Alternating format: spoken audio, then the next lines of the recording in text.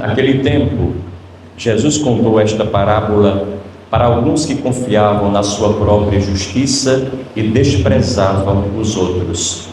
2 homens subiram ao templo para rezar.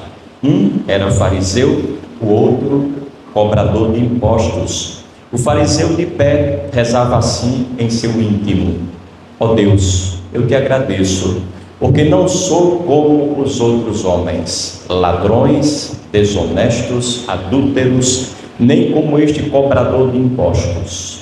Eu jejuo 2 vezes por semana e dou o dízimo de toda a minha renda. O cobrador de impostos, porém, ficou à distância e nem se atrevia a levantar os olhos para o céu, mas batia no peito, dizendo: meu Deus, tem piedade de mim, que sou pecador. Eu vos digo, este último voltou para casa justificado, o outro não. Pois quem se eleva será humilhado, e quem se humilha será elevado. Palavra da salvação. Irmãos e irmãs, construamos juntos uma reflexão à luz do Evangelho que acabamos de escutar e que nos seja útil para o nosso crescimento cotidiano. Afinal de contas, estamos aqui, dentre outras coisas, para realizar essa que é a principal: crescer, evoluir, todos os dias acrescentar alguma coisa nova à nossa vida, não ficarmos hoje como éramos ontem ou anteontem.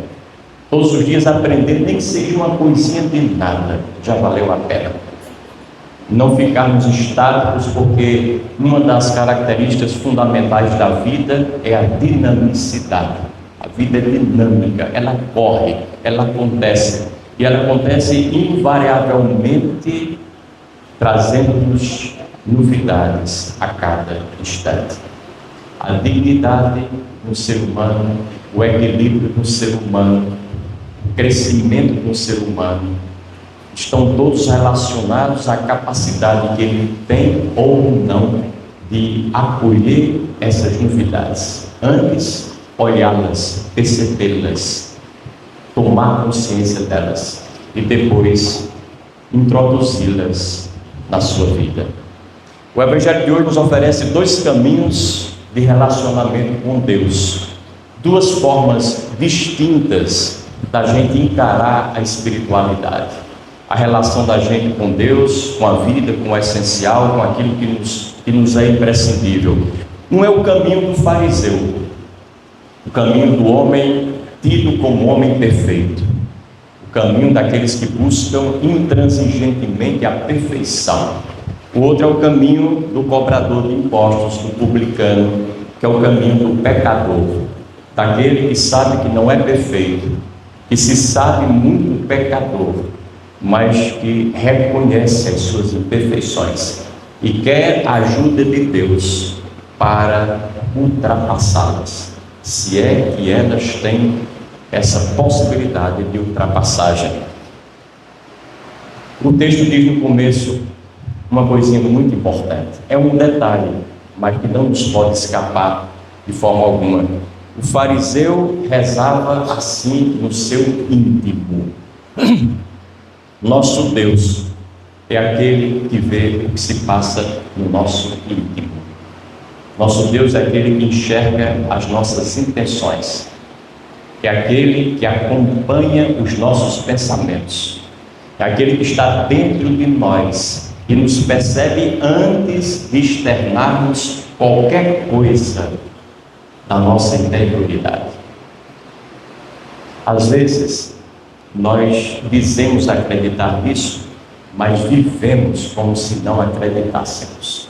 Nas coisas concretas, nas decisões mais palpáveis, a gente demonstra que não acredita que Deus conhece o que se passa dentro da gente.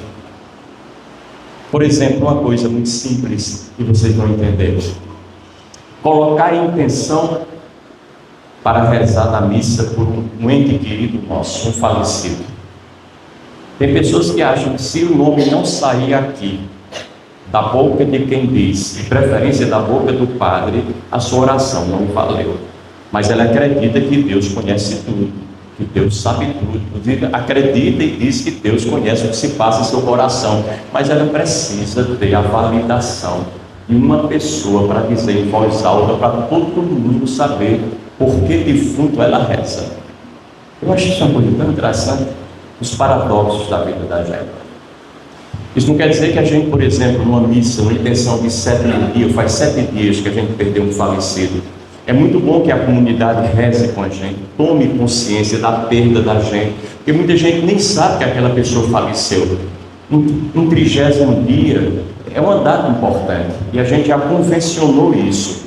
E depois os aniversários, completou 1 ano, completou 2 anos, o 10º ano, o 20º ano, não importa que ano, mas nos aniversários é interessante, se a gente puder trazer para a igreja aquela intenção da gente e externá-la, para que a comunidade, eita, já faz 10 anos que ele foi embora, não imaginava que era tanto tempo, e aí reza com a gente naquele momento, depois conversa um pouco com a gente, se for o caso, e são todas coisas importantes do ponto de vista relacional, do ponto de vista comunitário e humano.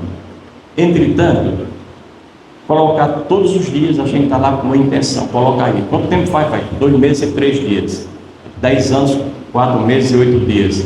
Todo dia a gente tem uma intenção para colocar. A gente não acredita que a oração que a gente faz na intimidade da gente por aquela pessoa nossa que faleceu tenha valor, que está todo o tempo recorrendo à intenção publicitada. E às vezes aí o padre se não disser, rapaz, eu já coloquei lá a intenção, o senhor não falou, então Deus não insultou porque o padre não falou? Naturalmente que não. Deus é aquele que percebe as coisas dentro de nós antes delas saírem pela nossa boca, antes delas estarem fora de nós. Deus já as captou. Eu não sou referência para ninguém e nem quero ser, mas minha mãe faleceu esse ano, fez 30 anos. Acho que vocês nunca ouviram uma intenção aqui da minha mãe. Nem por isso eu deixo de rezar por ela todos os dias. E sei que Deus, que conhece a minha intimidade, capta a minha oração. Meu pai há 41 anos, um irmão querido há quase 20 anos. Todo mundo tem os seus falecidos, tem as suas pessoas muito amadas, aquelas que a gente não esquece de jeito nenhum, vai dormir lembrando e acorda lembrando. É o último pensamento da noite, é o primeiro dia. Elas não nos largam, nós não as largamos. Entretanto, não precisamos publicitar o nome delas a cada instante, a 3 ou 4. Eu estou insistindo nesse pormenor porque às vezes são os pormenores que nos escapam. E nós precisamos consertar a nossa vida nos detalhes, porque nas coisas maiores, as coisas já estão andando, já estão consertadas. Os detalhes muitas vezes passam batidos e despercebidos. Passemos à frente.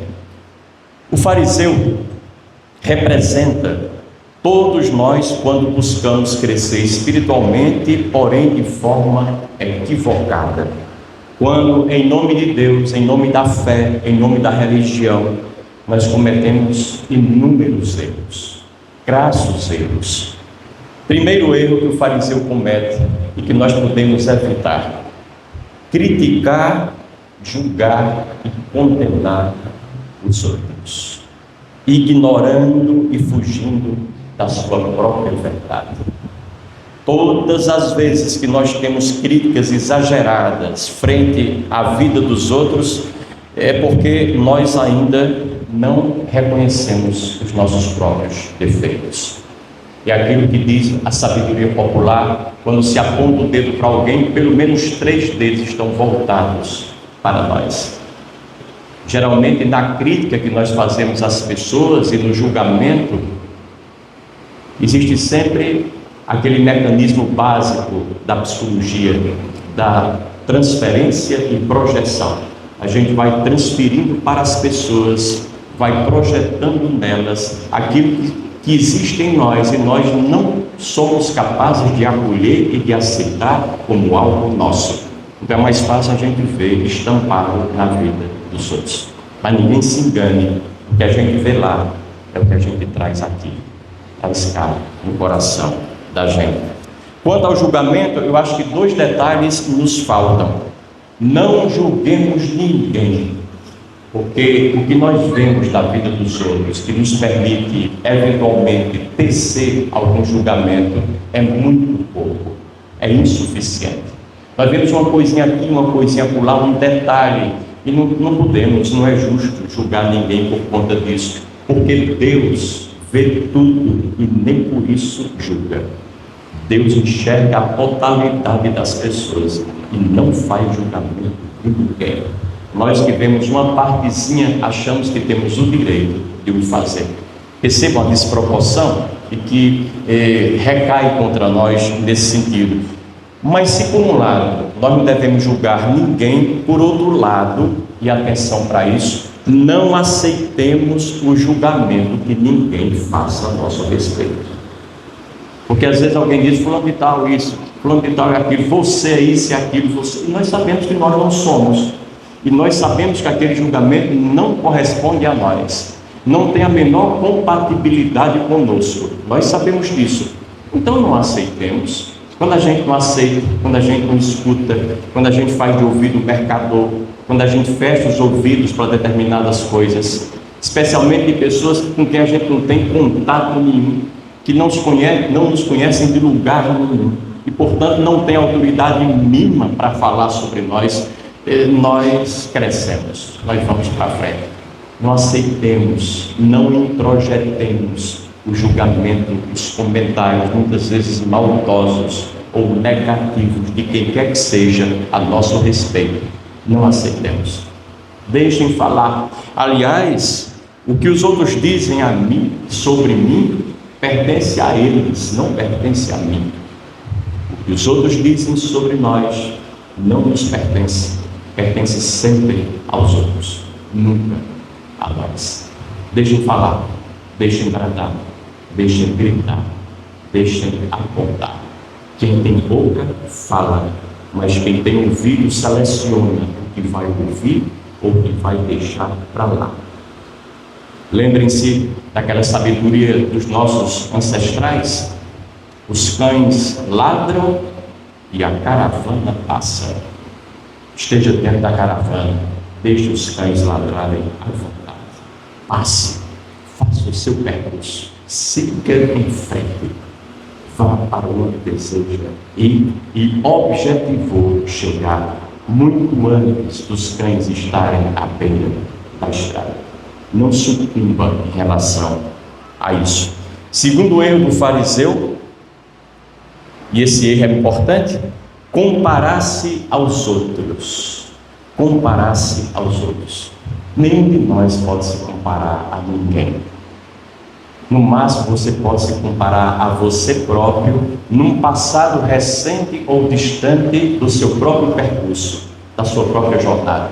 Então hoje eu posso olhar para mim e depois olhar a minha vida há 10 dias atrás, no mês passado, no ano passado, os propósitos que eu alimentava lá e a realização ou não que eu estou vendo aqui e agora. Aí posso fazer uma comparação: eu cresci tanto, eu melhorei tanto, eu não melhorei nada, eu preciso alterar muita coisa, preciso ser mais persistente, eu preciso procrastinar menos, ou coisa que vai. Compararmos a nós próprios, essa é a única grandeza que nos permite estabelecer comparações com ninguém mais, absolutamente. Por quê? Porque na vida é assim. Se você olhar direitinho, tem sempre gente à sua frente, tem sempre gente atrás de você, tem sempre gente que já alcançou muitas coisas que você não alcançou, tem sempre muita gente que está longe de alcançar o mínimo que você já alcançou, mas isso não tem a menor importância. Cada um é diferente, cada um deve seguir o seu destino conforme os dons, as capacidades, conforme os carismas, conforme os talentos, os recursos que a vida lhe concedeu. Você às vezes tem determinados recursos que o outro não tem, o outro tem os recursos deles que você não tem. Não deixe que ele siga com os recursos dele, siga com os seus, realize os seus, otimize os seus, planifique os seus, dê 100% de você a partir do que você é. e pronto. Quem faz tudo aquilo que pode fazer, faz tudo aquilo que a vida espera que ele faça, nem mais nem menos. Não fica devendo nunca, nem a si, nem aos outros, nem ao mundo, nem mesmo a Deus, porque Deus sabe o que faz, sabe o que fez, sabe quem é você e os seus potenciais, e sabe quem é o seu vizinho e os potenciais dele. Cada um vai dar de conta daquilo que é da sua conta. Quando a gente estiver diante de Deus, Ele não vai perguntar: e aí, como é que está a sua esposa? E aquele cachorrinho que vocês criaram, como é? Quem ficou com ele? Deus vai perguntar a você o que é que fez da sua vida com aquilo que você recebeu para essa mesma vida. Somos nós, e nós somos nós e Deus. Não tem mais ninguém, não tem um advogado de defesa que a gente possa contratar e falar por nós dentro de um linguajar rebuscado e nos defender. Não tem uma testemunha para dizer: não, eu vi, ele não fez isso não. Somos nós e nós. Então assumamos apenas aquilo que é da nossa responsabilidade, aquilo que é da nossa conta. Não queiremos dar de conta daquilo que é da conta dos outros. Cada um tem a sua própria conta a fechar. E esse é um outro aspecto que vale a pena a gente ver. Terceiro erro do fariseu: desrespeitar os outros peremptoriamente, desrespeitar os outros abertamente. Ora, nós não somos nem melhores nem piores do que ninguém, nós somos apenas diferentes uns dos outros, apenas diferentes. Não nos deixemos levar nunca por uma atitude arrogante na relação com as pessoas, porque ninguém é superior a ninguém. Somos apenas, repito, diferentes. Eu já contei para vocês e volto a dizer daquela história, estamos bem perto agora do dia dos finados, de um católico e um chinês que foram visitar os túmulos dos seus entes queridos falecidos, estavam ali vizinhos, e o chinês levou um prato de arroz muito confeitado, arrumado, como é próprio da cultura de muitos deles, e colocou o prato de arroz em cima do túmulo, muito bonito. Do lado dele, um católico levou uma coroa de flores, também muito ornada, muito bonita, colocou lá na sua cama, no seu túmulo. O católico, olhando para o chinês, achando esquisito aquele arroz ali, não se contém e pergunta: me desculpe, mas o senhor acha que o seu falecido vai voltar aqui e comer esse arroz? Ele disse: ele vai voltar sim. Ele vai vir junto com o seu, quando o senhor vier cheirar essas flores. A gente costuma achar que os outros são esquisitos, mas os outros também nos acham esquisitos. Todo mundo tem uma esquisitice naquilo que é diferente e próprio seu. Não é preciso que a gente simplesmente acolha o diferente que há em nós e acolha o diferente que há nos outros. Aliás, nós crescemos quando trocamos e compartilhamos as nossas diferenças. Não é como quando somos iguais. Um casal, quando o homem é igualzinho à mulher nos seus desejos, nos seus gostos, nas suas vontades, nas suas virtudes, nos seus valores, nos seus pensamentos, não vai crescer nunca, nunca. Como é que eu vou me casar com uma pessoa igual a mim? Eu já tenho a mim mesmo, então embaixo. É na diferença que a gente cresce, porque eu ofereço de mim o que só eu tenho e eu recebo do outro o que só ele tem. Aí ele cresce e eu também. Os dois caminham crescendo o tempo inteiro. Então esse é um outro erro dos fariseus, de desrespeito aos outros. Depois, esconder-se numa postura excessivamente moralista. Excessivamente moralista. Ou seja, eu costumo sempre pensar que muitas vezes os nossos pensamentos, nossos sentimentos, nossas palavras e práticas religiosas moralistas são utilizadas como uma espécie de escudo para a gente esquivar da gente mesmo, para a gente fugir da gente mesmo. Nós nos refugiamos nessas coisas por medo de encontrar o nosso eu verdadeiro. E aí nos tornamos excessivamente moralistas na nossa vida, na relação com as pessoas. Eu, particularmente, tenho muito medo de gente moralista. Eu, geralmente, me afasto de gente excessivamente moralista. Lembro-me de Nelson Rodrigues, que ele dizia que por trás de cada moralista vive um mau caráter. Eu não sei se ele tem razão ou não, e nem vou me deter nessa avaliação, mas uma coisa eu sei: quem é verdadeiro, quem vive de forma correta e justa, não tem a menor necessidade de fazer propaganda disso, de falar sobre isso para ninguém, muito menos de exigir que os outros vivam como ele vive. Não, ele já sabe o que faz, ele dá o seu testemunho, e o seu testemunho talvez seja a única coisa suficiente para, quem sabe, convencer alguém de que há um caminho, uma alternativa, uma hipótese diferente daquela hipótese que aquela pessoa erroneamente assumiu consigo e para si. Quem sente muita necessidade de dizer que é bom, que é direito, que é justo, que é honesto, talvez tenha muita coisa a esconder. Em geral é assim.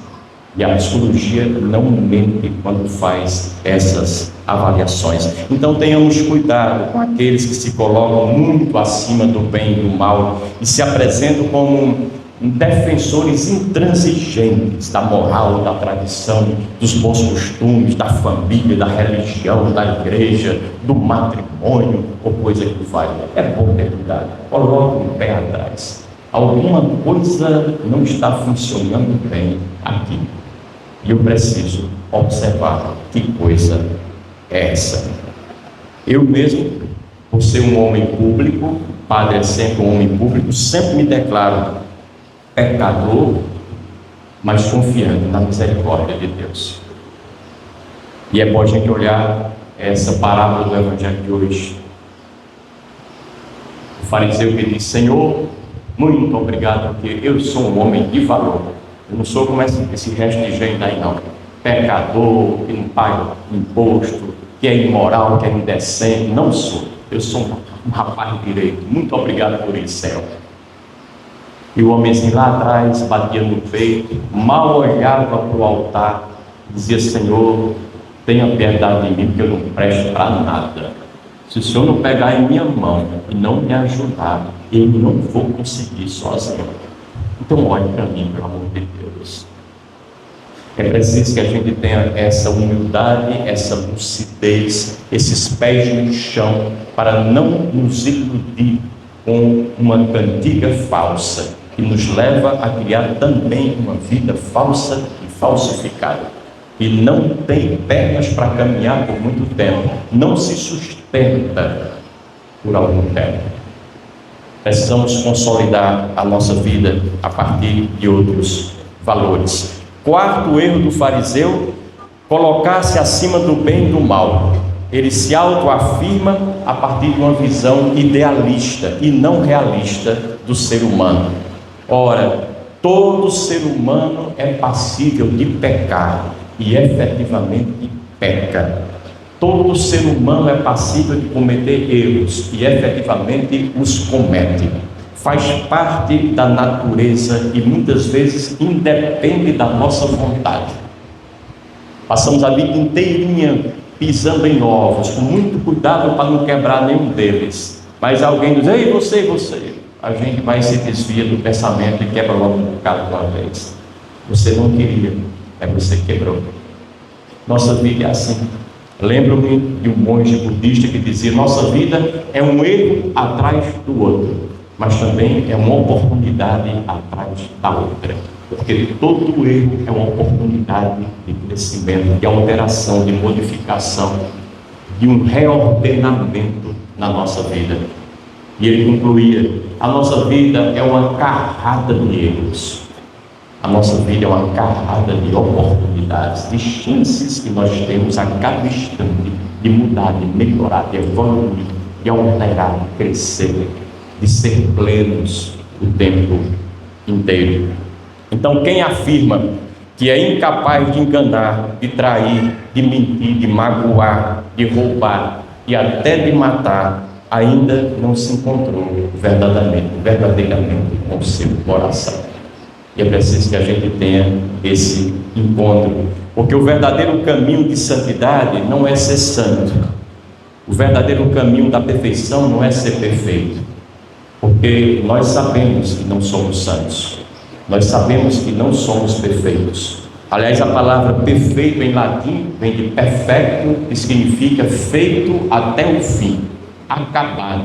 Nós não acabamos ainda, não chegamos ao fim ainda, logo estamos em processo, em busca, estamos no meio da jornada, no meio do caminho, estamos longe da perfeição. Eu costumo dizer que Deus não quer que nós sejamos perfeitos e santos, mas quer que nós vivamos sempre muito atentos às nossas imperfeições e à nossa falta de santidade. Deus nem mesmo quer que nós sejamos bons, mas quer que nós prestemos atenção na nossa ruindade. Já é um bom passo dado em busca de melhores dias para nós. Depois, para não ficarmos só nos erros do fariseu, olhemos os acertos rapidamente desse publicano, desse cobrador de impostos. Primeiro acerto do cobrador de impostos, do pecador. Ele reconhece e aceita seus pecados e as suas imperfeições como coisas suas. Ele não alimenta ilusões acerca dele próprio. E se implica numa autoobservação rigorosa, sem nenhum julgamento. Ou seja, tomar consciência e aceitar que tudo aquilo que a gente pensa, a gente faz, a gente sente de menos bom é da gente, não é do outro. Está acontecendo com a gente, então nos pertence. E é bom prestar atenção nisso. Segundo acerto do publicano, ele fez-se não a partir de um modelo ideal de ser humano, mas a partir da realidade nua e crua que o envolve por dentro e por fora, nem mais nem menos. Ele aceita seus pecados e pergunta: o que é que esse pecado tem para me dizer? O que é que essa falha que eu cometo recorrentemente tem para me ensinar que eu ainda não aprendi? Quando a gente conversa com os pecados da gente, quando a gente faz uma interlocução sóbria e lúcida com os erros da gente, a gente cresce a partir deles, porque invariavelmente nós crescemos muito mais com o nosso lixo do que com o nosso ouro, do que com a nossa pedra preciosa. O lixo é uma capacidade que a vida nos dá para burilar, purificar a nossa experiência aqui na Terra. Olhemos para o nosso lixo, procuremos, antes de jogá-lo fora e para longe de nós de qualquer maneira, tirar proveito dele. Eu diria até diferente: deixemos que o nosso lixo faça o seu trabalho em nós. Sejamos capazes de dar tempo ao lixo, para que ele de fato nos diga com todas as letras a que ele veio, qual é a sua finalidade, qual é o seu intuito, qual é o seu objetivo, estando dentro de nós. Isso fazer de forma tranquila, calma, de forma paciente, de forma resiliente, sem criar de antemão nenhum julgamento contra nós, sem estabelecer nenhum parâmetro de comparação, simplesmente acolhendo, objetivamente introjetando, trabalhando e procurando dar os passos que a vida nos oferece. E o quarto grande acerto do publicano é acreditar que ele é maior do que os seus pecados. Ele é maior do que os seus pecados. Que ele tem problemas, mas ele não se reduz, não se resume ao tamanho dos seus problemas. Eu posso mentir, mas uma mentira, 2 ou 3 ou meia dúzia delas que eu pratiquei na minha vida não podem dizer que eu sou mentiroso, porque por 100 vezes, 1000 vezes, 1 milhão de vezes eu não menti quando poderia ter mentido. Então eu não sou uma mentira que casualmente eu cometi aqui ou lá. Eu posso até roubar, mas eu me recuso a ser um ladrão, porque o roubo aconteceu uma vez na minha vida e eu já paguei por aquilo que eu fiz. Eu já disse, inclusive, à pessoa a quem eu tirei alguma coisa: eu não sou um ladrão, porque milhões de vezes que eu pude tirar alguma coisa de alguém, eu não tirei, eu deixei no lugar, e quando eu tirei, eu devolvi.